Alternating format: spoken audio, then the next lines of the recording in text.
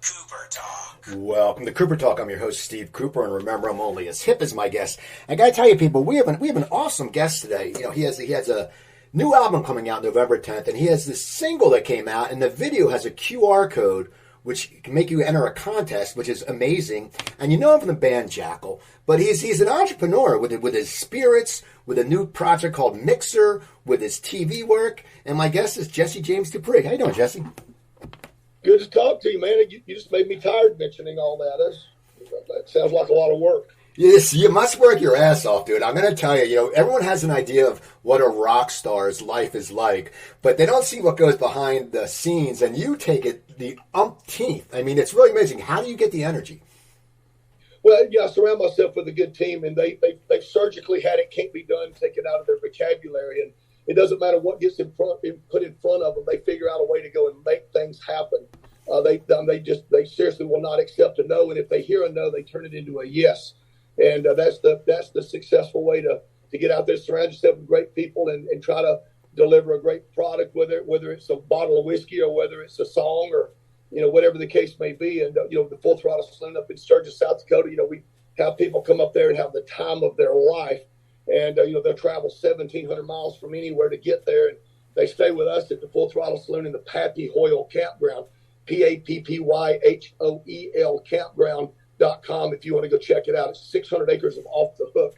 We have 1,000 RV hookups, 300 cabins, tent camping for days. Harley-Davidson put a big building out there. They do a lot of really cool experiential stuff on the property. We have an all-you-can-eat breakfast buffet, a dinner buffet. We have a convenience store. We have 3 racetracks, a firing range. You can shoot 50 caliber guns and Uzi machine guns, and we bring in cars and vans for you to blow up. There's a runway that'll take people up skydiving, and on top of all of that, you got the Full Throttle Saloon that sits right there on 50 of the 600 acres with 300 voluptuous go-go dancing bartenders, badass motorcycles, cold belly washers, which happens to be the James Bourbon in the largest stage of all South Dakota, sitting there with national acts coming through to play every single night.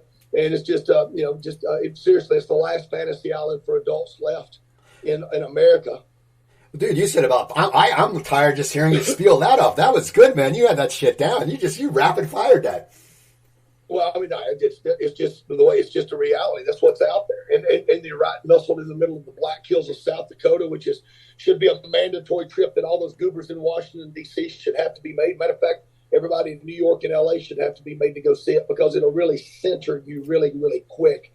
I mean, you're right there in the middle of Mount Rushmore, Crazy Horse, Deadwood, Devil's Tower, the Badlands, Needles Highway, Spearfish Canyon. I mean, it's just some of the, and the Full Throttle Saloon, of course, one of the 7th wonders of the world. And I'm just telling you, it's an amazing place. We look forward to getting out there every year for the rally and just some really cool stuff going on. Now, let's talk about, the single, Never Gets Old. You co-wrote with Brian Johnson. That's on the new album coming out, which comes out November 10th, Breathing Fire. How did you get? Well, I met Brian back in the late 90s. His wife, she was doing a big benefit for an old Ringling Brothers Barnum Bailey Circus theater. There's a big theater. Ringling Brothers used to be based in Sarasota, Florida, and they had all the buildings and stuff down there that were just amazing buildings. And one of them was a theater, and she was trying to actually was successful in restoring that old theater. And so she put a fundraiser together, and Brian Johnson from AC/DC was there, her husband, and Tina Turner's band leader and some of the bandmates, and Cliff Williams from AC/DC was there, and Donald Duck Dunn from Booker T and the MGs and the Blues Brothers movies, the legendary Duck Dunn that played with Otis Redding, and he was there. I mean, just all these legends that were hanging out. Jim Brewer, from the comedian from Saturday Night Live, he hosted the night, and just a lot of no good that we just had a blast, and I met him that way, and we just maintained a relationship over the years. We had gotten together sometime after that. We wrote a song called Locked and Loaded that he actually sang with me on, and just a great comparison of how different we sound. I mean, a lot of people compare us, but I mean, everybody knows there's only one Brian Johnson, and I'd sing a minute and he'd show me how it's done, right? He's just great. But we do that, and then of course a song called Kill the Sunshine we wrote together, and then this song, the new song Never Gets Old. This album wasn't planned. It's a solo album. I'm doing under my name, but make no mistake. I mean, it's my son, Nigel T. Dupree on the drums, Roman Glick on the bass guitar, I'm playing guitar and singing, and we just had a blast. It was not planned. It just happened. And that's the best kind of music to go down, is when something just happens. And then we had recorded it. And again, I had not spoken to Brian in about 6 months. And just coincidentally, a couple of days after we laid the songs down, hey, Jesse, how you doing? He calls, and I just couldn't believe that his timing. But I said, I wasn't going to call you, but since you called me, we got to write some songs together. And I sent him the music, and next thing you know, we ended up with a bunch of stuff on this album that I'm really proud of. Now, your son plays drums on it. Now, how did you encourage your son to get into the music business? Because it's funny, a lot of times I know a lot of actors, and they say we don't encourage your sons, but a lot of music is your family business besides your business ventures. That's what you started out with. And people always follow their father's footsteps in business and stuff like that, but did you encourage him to get into the music business? I didn't. It's all he knew. He just grew up around it. And I went through a divorce when he was 6 years old. I got custody of him. And so he toured with me, and he was raised by the band on the bus, for the most part, when he was really young. So he doesn't just know music. He knows all the ins and outs. We would get through playing, and while we were on stage playing, the bus driver who was really close to us, he became a family member. His name was Clay McGinnis, and Clay would sit on the bus, and Nigel would have to go to bed if it was a late show. And so Nigel would crash out in the bunk right above mine. And so we would get through playing, and we'd come in, and obviously he's up there sleeping, and he would get up early in the morning and go up front, and the driver would stop by and get him an egg McMuffin or something. But we'd get to the show, the next show, and Nigel would walk inside with the bus driver, just looking at the venue. And if the local crew was in there getting ready for us to load in, Nigel at 7, 8 years old, he'd walk in and say, "You guys have got to move this over here. Those lights have got to be aimed over here. And the PA has got to be, set this way." And he just knew all of that stuff because he was around it. But I cannot tell you how many times that we would go into a venue and the local crew would just be laughing their ass off and tell me the story about how he came in and started directing the show. And, like making them clear the stage or pull the drum riser out to where it's got to go, or move the lights so the PA's too far out in front of the stage. He just knew that stuff because he'd been around it. And as far as playing, it was the same way. He can play guitar, he can sing, he plays drums. He's very versed. How does it make you feel when your son's on the album? It must make you very proud as a father. It's a feeling a lot of people don't get to feel, but does it sit there? It must make you proud, but also, if he misses a beat, are you going to be hard on him because he's your son, or you're not being hard on him like you would be someone else? I've played with him, and he's went out and played with me before in some of my earlier solo stuff. I did a country album that he played some drums on and went out and toured with me, and he's turned into such a monster now. But there was a time when he was, really making the commitment to get behind the drums to do stuff, and I would, be trying to challenge him to do a different kind of a part or to work the hi-hat differently or whatever. And you go through those discussions with other bandmates if you're just in a regular band, and you can get sideways with each other and cuss each other and then find the middle ground or whatever. When it's your son, I can't tell you, it's a whole different animal whenever you get into it and he throws his sticks down. He goes, "Dad!" When you hear "Dad," it changes everything because it's not a normal argument. But over the years, he's gotten to where he shows me because he's a badass. Now, I want to talk about the video. Now, whose idea was it to put the QR code in it and all the fonts and stuff like that? Because I was scooping through it. I did see the AC/DC Canon. I may be right on that. I'm pretty sure. And I saw some Iron Maiden. I'm sitting there and I'm trying to, it's so funny. As I get older, I get attention disorder. I usually I could focus on a video. Yeah. But whose idea was it for the contest? And tell me about the contest, because you can win a trip to Florida, and if they get all the songs right, they can win like $1,000 or $2,000 extra in the cash. Yeah. It kind of came one thing after another. There was a radio station person, a guy named Randy Hawk, that he actually got credit on the album as the executive mix producer, because while the album was being mixed, he sat there and drank and gave his comments on how the guitars needed to come up or down or that kind of stuff. So we had a lot of fun. But he was the one that said, you should do the lyric video with all the different fonts from the different bands.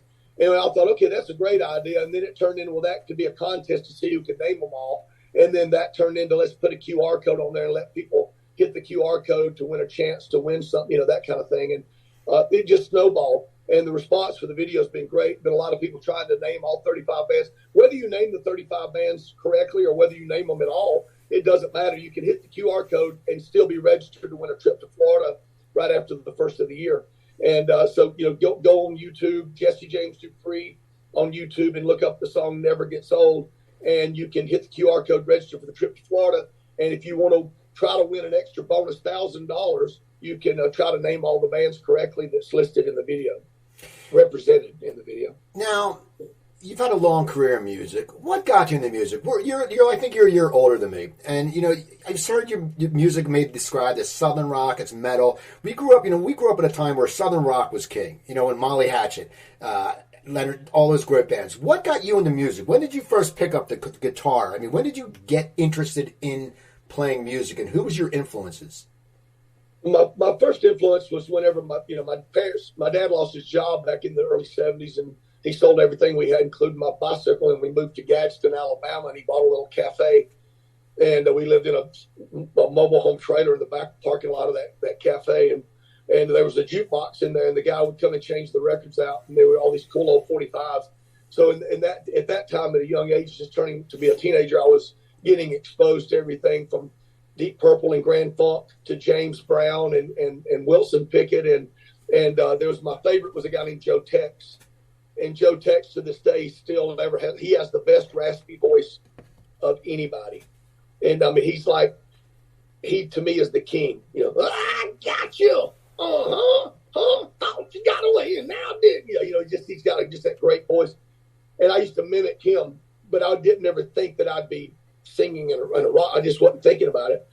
Anyway, then through the years, I was playing football through all the weight divisions, through the Pee Wee leagues and stuff. But as we got into high school, I weighed 150 pounds, and there wasn't a weight limit. And those guys that were 250 were cleaning my damn plow. The only way I could compete was to play dirty. So I ended up fighting more than playing football, and I ended up getting kicked out of games for fighting, because I'm only going to let somebody, no matter how big they are, hit me one too many times, and I'm just going to bust them in the mouth.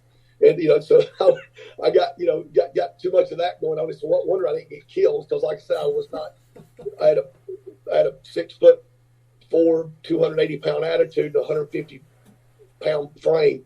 But anyway, when I started getting into music, going and seeing these bands and these honky tonks in the legendary Highway 41 that the Allman Brothers sang about, rolling down Highway 41. I live on Highway 41 that the Allman Brothers sang about. And, the road that the Midnight Rider, truck that they wrote the song about used to go up and down 41. And we used to go to these honky tonks and these beer joints, smoke houses, we used to call them. And we'd sneak in. The drinking age was 18, and we were 14, 15 years old, going in there and watching these bands play. And I mean, and that was the greatest guitar lessons ever. And just watching that level of just commitment, just to be up there playing in that damn cinder block building. And it didn't take long to get the bug. There was a Vietnam veteran named David Blunchet, and he played in one of those bands. And we'd see him walking up Highway 41 with his Stratocaster strapped across his back with not even a case. And he was wearing his Vietnam jacket, the army jacket that he had worn in Vietnam. And he was a very recluse guy. But he played in a band with my best friend's brother. And we would stop and pick him up and give him a ride up to that beer joint. And then we'd go in there and watch him set up and then watch him play. And it got to where we eventually got close enough to him, because he was a very quiet guy. And obviously seemed like he was dealing with some internal matters from Vietnam, even, to be honest with you, looking back on it now especially. But we used to go over to pick him up. And while he was getting ready, he lived in this one little rental room off the square in Marietta, this old house that he was renting a room from this people. And we'd sit in there, and he'd sit on the bed, and he would show us how to play. We'd ask him how to play stuff, and he'd show us how to play it. And that was my guitar lessons. And what an interesting fella. I think about him all the time, because there's certain ways that I make a chord, or there's certain ways I play things that I never would have done and played or embraced had he not shown me how he did it. Now, when did you get into songwriting? Because, for JACKYL, you were the main songwriter. Was that something that once you started to learn to play the chord and play the chords, and you're getting good, you say, okay, we can make music? Or is it something that there was songs always in your head at a younger age? Because sometimes, if someone who's creative, the stuff will be stored in your head, and it doesn't, and then like a few years later, all the shit just comes out. I mean, when did you start deciding to write songs? Well, I always wanted to write songs, and always wrote songs. You just, when you were doing cover songs, playing other people's hits in the bars, we would slide the original song in, but you didn't tell everybody it was an original song because they'd get up and go to the bathroom. So we would just slide the songs in, and over time they became popular songs in those venues. I didn't realize that until I came off the road, because my son was going to be born, and I thought I needed to get a real job. And so the guys in JACKYL, I had known, they were out playing around, and they were a little bit younger than I was, and they asked me if they could play those songs. So I gave them a tape of the songs, and people were calling me from around the Southeast going, "Hey, there's a band playing your songs," which I thought, wow, I never announced that they were my songs. That's pretty cool that you know that. And but one thing led to another, and a bar, and I was booking them in there to play, and I would get up and sing the songs with them, and the place would just pack out. So we knew we had something together, and it was special. And so we took it on the road, and I had made a commitment to my father, because he was having to let my wife and newborn son live in his house. And while I did it, but I made a commitment to him that I was going to have a record deal within 1 year. And we had a record deal within 1 year. How hard was it for you to get a deal? Because, the record companies changed a lot now, and you know that. And back then, you'd have to, some people would bust their ass and never get a deal. Some people would get a deal quickly. How hard was it for you to get the deal? And was it a good deal? Because, you're a businessman, so did you know what to look for, the ins and outs, or did the business savvy come later? The business savvy came later. I mean, I was relying on common sense. So there were certain people that were offering me deals and putting stuff in front of us that just didn't feel right. They just they felt like they were sleazy, or and history has shown that we weren't wrong. Some of the guys that are still around now but have had lawsuits from other bands that they got into deals that just were not good deals. So I was really lucky to have used common sense to stay away from some of those guys. We actually did it.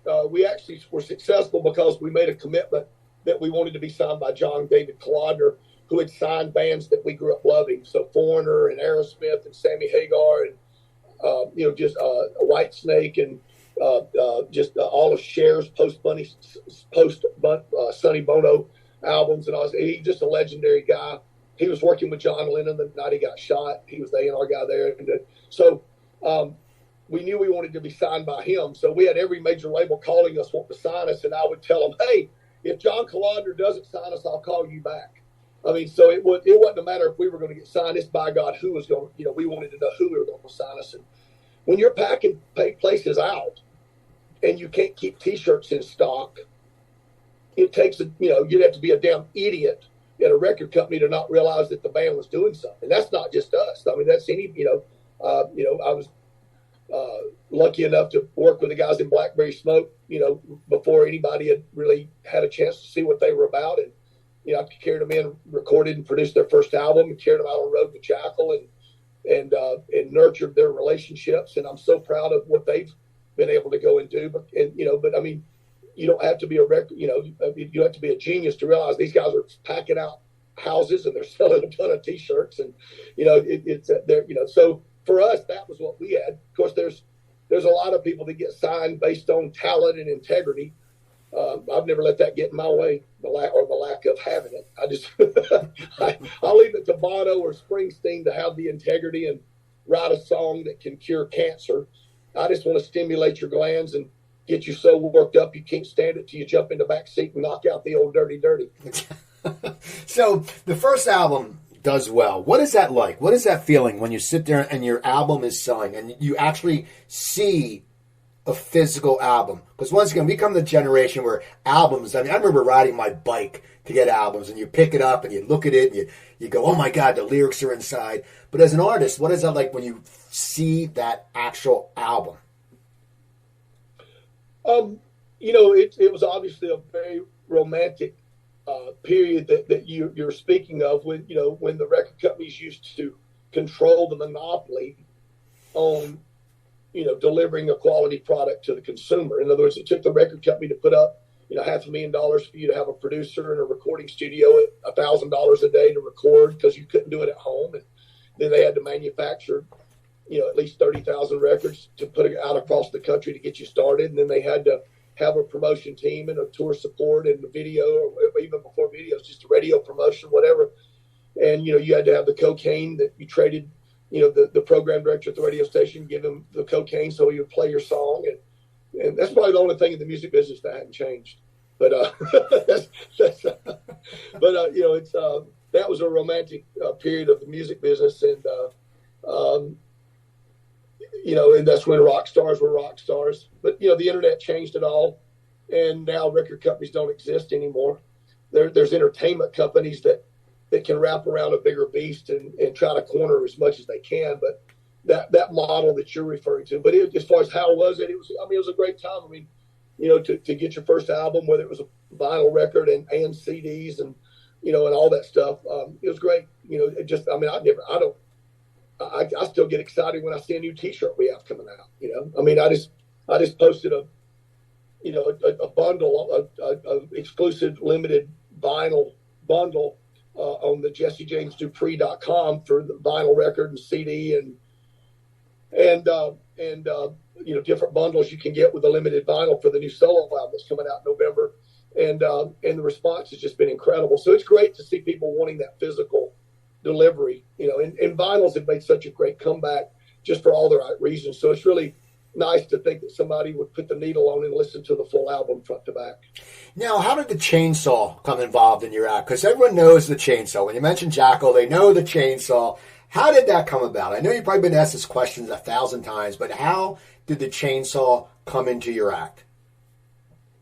Well, the chainsaw was something there was a bar in Atlanta that we held the sales and attendance record on, and I knew we were going to pack the place out one night, and I'd been threatening the club owner, his name was Butch, and I'd been threatening that I was going to bring a chainsaw in and cut the place up, because it was a wooden, kind of an Irish bar, looking far the way the bar and stuff that was set up, an Irish pub type of a bar. But I went in that night and I pulled the chainsaw out and I cut a bunch of stuff up, and he lost his mind and he fined us a couple $100. He didn't fire us because he was making too much money, but and I carved the name of the band in the ceiling and forgot about it. I went back home the next day and just went there. But my dad happened to be in the audience that night. And my dad told me the next day, he said, you need to keep doing that chainsaw thing, because at the end of the night, all the guitar players were taking a lead break on an old blues jam. And I played the lead break on that and didn't think anything about it. And that's when my dad said, you need to keep doing that because it sounded good. And about a week or two later, he shows up in South Carolina driving a car. And I'm like, why is he in a car? Because he always rode his Harley chainsaw. So, and it just kind of kept working. If there's going to be a chainsaw laying around, you're going to play with it. So I got to ask you, you have a lot of business ventures. Do you think your entrepreneurial spirit came up? He opened up a cafe, and that's something that he changed. Do you think that's where you got your business savvy from, or where did you get the business savvy? Because you have you've done a lot of different projects in your past. I think the biggest driver has been the fact that I just get away with. I can't believe I get away with so much of what I'm doing, and I'm curious to see where it ends up at, because, and I didn't ever want to go back to pouring concrete. I that's what I'd done, driving nails at construction sites. So I really immersed myself and let's face it, I mean, whether you're selling an album or a widget, it doesn't matter. I mean, it's all based on the value of relationships and making sure you got a damn good widget. And I found myself in a situation where I had a knack for marketing and branding. I started consulting Zippo lighters, and I did that for 5 years. And I couldn't believe that I was getting away with doing everything because it was so much fun, but I was selling a lot of Zippo lighters for them and the ideas and the introductions. I introduced Zippo to all these radio stations that they're still in bed with now. But, the lighters at the concerts, I just thought it was a perfect match. How did you get that job? How did that come about? Well, I was trying to figure out what I was going to do to practice this word branding. And we made a $40,000 investment, and we put ISDN lines on the property out in Sturgis.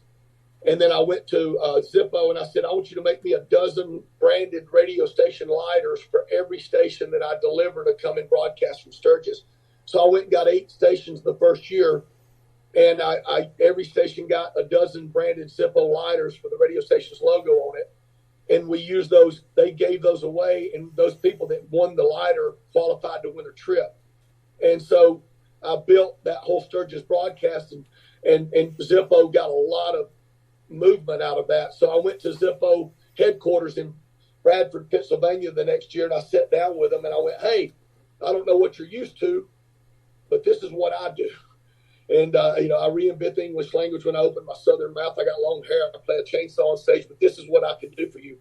And I said, I don't want to negotiate with you every time I have an idea. I just want you to put me on a retainer, and I'll constantly think of ideas to lift your brand. And they said, yes. If you don't ask, you don't get. They said, yes. So I spent 5 years creating a model for them. And then Sidney Franks' company came to me and asked me to do the same thing for them that I was doing for Zippo and did that. And then Budweiser regionally I was learning about them. And then I was tying Harley-Davidson dealerships in. So I learned about that. And the dealer advisory council for Harley-Davidson went to the Harley-Davidson Motor Company corporate and said, okay, this guy needs to be consulting you guys. And so I didn't go after it. Those things just came to me because we were delivering and being great partners and putting fun stuff together. And then I thought, well, I might as well start my own brand of whiskey because I'm selling enough whiskey for everybody else. So we started selling the whiskey and kept the band going. And I don't know, it all is synergetic.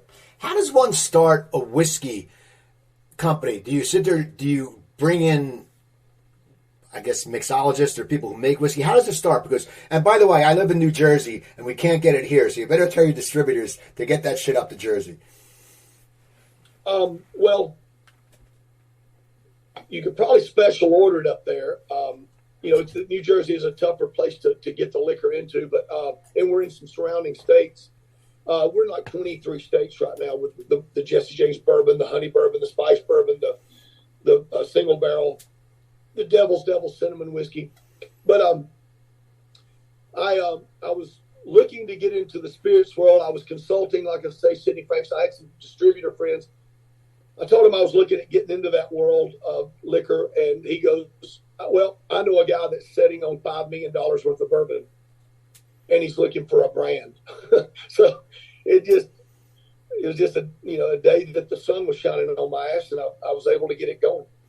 Now, what made you decide to get involved with Full Throttle Saloon, and how did you get that to TV? Well, Mike Ballard is, he's a Southern boy from Tennessee, and he grew up laying tile. His dad owned a tile company, and he didn't want to. I didn't want to pour concrete. He didn't want to sit on his knees and grout tile all day. So he had gotten into the pager business and then the cell phone business, and he grew up the largest cell phone company in the Southeast. He sold it for few $1 million and went to Sturgis and bought the property and built the Full Throttle Saloon. That's right around the time I met him. And I just really appreciated his grassroots approach to marketing. We went to Daytona Bike Week. I took him to New York City, and everywhere we went, he was putting Full Throttle stickers on everybody. He put a Full Throttle sticker on the Wall Street, the bull that sits on Wall Street, the big brass bull. He put a Full Throttle Saloon sticker on that bull's balls. And I just knew he was the kind of guy that I wanted to be partnered with. So what happens when it burnt down? What's going through your mind? Is it automatically they rebuild, or what is your mindset at that point? my mindset was I was worried about him. I mean, that was his baby, and I was, working really hard to be strong for him. It burnt down. He was in Tennessee. The rally had just happened, and he went back home to Tennessee. I was on the road in our tour bus in Jackson Hole, Wyoming. He called and told me that the bar had burnt down or was burning down. I went and did an emergency number to get Hertz to get me in a car, and I drove 7-8 hours to get to Sturgis. He flew from Tennessee to Rapid City, and then we picked him up, and by that time the federal government had seized the property because it was like an atomic bomb went off, and they thought we had blown it up ourselves to collect insurance money. And so our attorney told us we couldn't go out there. And so we sat in the Holiday Inn lobby and cried and waited on them to give us permission to come out to the site. And then they walked us around the perimeter. And again, I was trying to be strong for him because I knew it was going to be devastating to see it all blown to pieces. And he handled it really great. But when I got around to the stage where I played so many memorable shows, and I had a little cabin back there, and all of it was burnt down, I broke down like a big pussy. I started crying. And but within a few days' time, he actually, to his credit, he said, we're going to rebuild, and we're going to do something totally different. And we found 600 acres right down the road from the old Full Throttle, and we built, the last fantasy island for adults that's around now. The new Full Throttle Saloon is amazing. Tell me about Mixer. I read on your website. What is Mixer? It's a new thing you're working on. Mixer is just a proprietary back-end research platform. It was originally and initially designed for radio and television, but over the years we found that it works great. Like, we're the primary data gathering company for Harley-Davidson Motor Company, all 651 dealerships in all of North America. We work with Top Coat, which is an incredible paint finish product that you can put on your car. They use the platform. The VFW uses the platform. They have 1 million members and 5,000 posts across the United States, and they support our veterans like nobody else. They use the platform. Eagle Rider, which is like, imagine Hertz rental car for motorcycles. Eagle Rider is an incredible organization. If you don't have a motorcycle, or you don't have the time to fly to Daytona for Daytona Bike Week, or fly to Sturgis or wherever, Chicago, if you've only got a weekend, you can fly into Chicago. Eagle Rider will rent you a motorcycle, and you can drop it off in LA if you want to. It's really cool. And you can become an Eagle Rider Club member. So anyway, it's just all those kind of things that I love and we work with. But Mixer is the datification platform for all those companies. I always like to ask my guests this. Give me a good rock and roll story with JACKYL. Give me one of those rock and roll stories that people like to hear, because you've lived a great life. But give me a good rock and roll story that happened with JACKYL. So we were struggling. We were living on $5 a day to eat on out on the road, and we get through playing in Petersburg, Virginia one night, and I'm up against the stage waiting on the guys in the band to try to see if they can corral a woman or not to go home with them or something, or take them back to their house. And I'm ready to go. I was hungry and I was tired, and it was late in the middle of the night at 2:00 in the morning. And this little black guy walks up to me, a little midget. He was, just a tiny little midget. He goes, "Hey man, give me $1." And I said, "Man, I don't have $1. I'm struggling myself." He goes, "Man, you give me $1." I said, "You know what?" And I pointed to the crowd. I said, "You see that guy back there?" And I pointed to the bass player. I said, "He's got all kind of money. Go get it from him." So he waddled off back. He was a tiny, small fella, and he waddles back through the crowd, and he gets back into the crowd, and I hear him going, "Hey, man, give me $1." And I'm laughing because I can hear the bass player going, "What? You got to be kidding me." So I finally got all the guys corralled. We get out, we get in the van, and we're leaving the club, and we're pulling out of the parking lot. Well, there he was sitting on the corner. And we all went, there he is. And so we opened up the door and told him to get in. We were going to take him to get something to eat. We weren't going to give him money, but we were going to buy him a hamburger. So we went down the road, and there was a 24-hour Dairy Queen, and we went in, and we walk in with him, and we're looking at this menu that's up above us with an old-fashioned, with the menus up above the counter. And he's standing there looking straight up at it, trying to figure out what he was going to order. And we were going to buy him a hamburger. And the door opens up, and this big, muscled guy walks in and says, "Hey, Oz, loan me $5." And all of a sudden, panic was over that little fellow's face, and he looked at that guy and he went, "Wrong midget." and we thought that was the greatest thing ever, because he was getting busted. That guy was wanting to borrow $5 from him, and he called him Oz. But anyway, it was funny because anytime now, 30 years later, anytime now, if somebody goes, "Where'd you put that bottle of this?" or "Where's that?" or "You did this," or "You did that," so I'm like, "Wrong midget." And that stuck with us. We still say it to this day, "Wrong midget." I'll never forget him. I'll never forget him when we were on the way to the Dairy Queen. He was standing straight up in that van, holding onto the back seat, and that van was a piece of shit. And I mean, "Y'all big rock stars riding around in this goddamn van. This thing's a piece of giving us hell." And we told him, "You better shut up. We're about to buy you a hamburger." One final question. You've had it. You've been you're a rock star. You play with your son. You've had great business ventures. What can you say? It's a two-parter. What can you say is the highlight of your career, and what has made you the most proud in your career?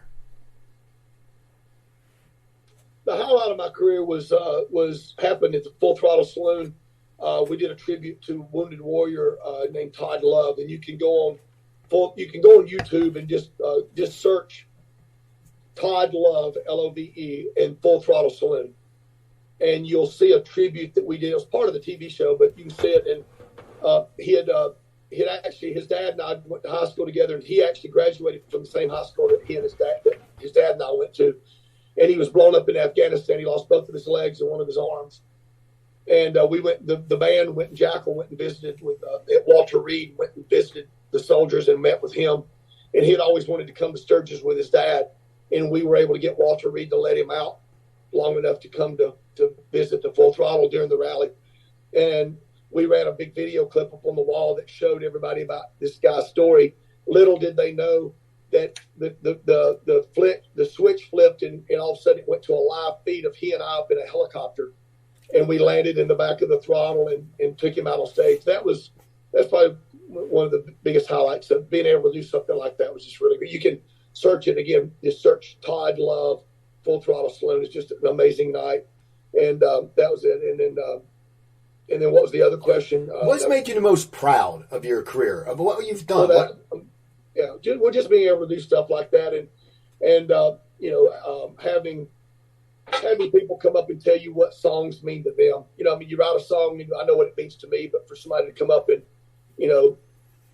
tell me what it means to them, whether it was they were stationed in Afghanistan or Iraq, and When Will It Rain means something to them special, or I Stand Alone means something to somebody because of the adversity they had to overcome, or because they got fired up for a football game that they were playing, or what. You just hear all these different things, that what a song means to somebody, and or that my child was conceived, to listening to Dirty Little Mind or something, whatever. There's all this, or there's tons of people that say that they met at a JACKYL show, and and now they're married with kids, and just things that happen because of the band. So those things are really cool. Okay, so the album comes out November 10th. Are you going to tour? Yeah, it's a James Dupree solo record, but trust me, it's my son Nigel T on the drums, Roman on the bass. JACKYL's still touring, but I am going to go do some dates with this band, with my son and Roman, and probably find some other guest people to play with, because it's a lot of fun. These songs are cool, and they deserve to be played.